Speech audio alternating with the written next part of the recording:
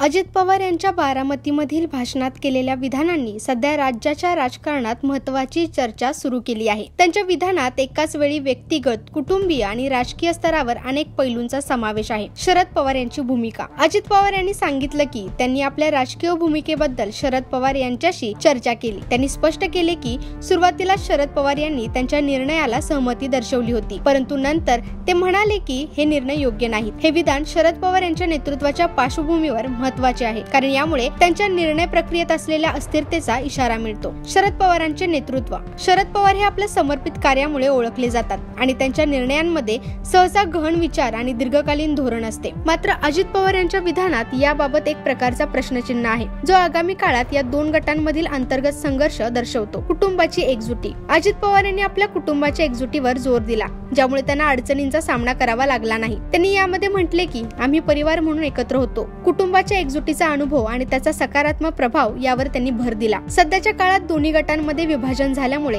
ही एकजुटी कमी झाली आहे, यामुळे राजकीय संघर्षाचे प्रमाण वाढण्याची शक्यता आहे। अजित पवार यांची ही चिंता दर्शवते की कुटुंबीय एकजुटीचा अभाव त्यांच्या भविष्यातील राजकीय धोरणांना आणि त्यांच्या एकात्मतेवर परिणाम करेल। अजित पवार यांनी प्रत्येकाला कुठे ना कुठे थांबावं लागतं असे विधान करून शरद पवार यांना अप्रत्यक्षपणे इशारा दिला। हे विधान राजकारणातील बदलत्या स्थितीवर प्रकाश टाकतं। कोणत्या व्यक्तीने त्यांच्या कार्यकाळात एक ठराविक स्थितीत विचार करणे आवश्यक आहे, ज्यामुळे ते आपल्या स्थानाबद्दल स्पष्टता साधू शकतात। आगामी विधानसभा निवडणुका। राज्यात विधानसभा निवडणुकांची जवळीक येत असताना अजित पवार यांच्या विधानांनी आगामी राजकीय युद्धभूमीवर एक नवा परिणाम आणले आहे। महाविकास आघाडीच्या कार्यप्रणालीत आणि आगामी रणनीतीमध्ये हे विचार महत्त्वाचे ठरतील। आगामी निवडणुका लक्षात घेता अजित पवार यांच्या विधानांनी इतर राजकीय पक्षांमध्ये धक्का दिला आहे। या विधानांचे विश्लेषण करणारे अनेक तज्ञ, विश्लेषक आणि जनतेच्या प्रतिक्रिया येऊ लागल्या आहेत। यामुळे महाविकास आघाडीतील अंतर्गत संघर्ष आणि भविष्यकालीन धोरणांवर चर्चा सुरू होण्याची शक्यता आहे। अजित पवार यांचे बारामतीमधील विधान केवळ त्यांच्या वैयक्तिक अनुभवांचे प्रकटीकरण नाही, तर ते राजकारणाच्या विविध पैलूंवर प्रकाश टाकते। त्यांनी कुटुंबाच्या एकजुटीवर भर देत शरद पवार यांच्यासह त्यांच्या नात्यांची गूढता उघड केली आहे। यामुळे त्यांची आगामी राजकीय दिशा, रणनीती आणि संभाव्य परिणाम याबद्दल चिंतन करणे आवश्यक आहे। राज्यातील राजकारणातील या विकासामुळे आगामी काळात अनेक चर्चांना वाव मिळणार आहे।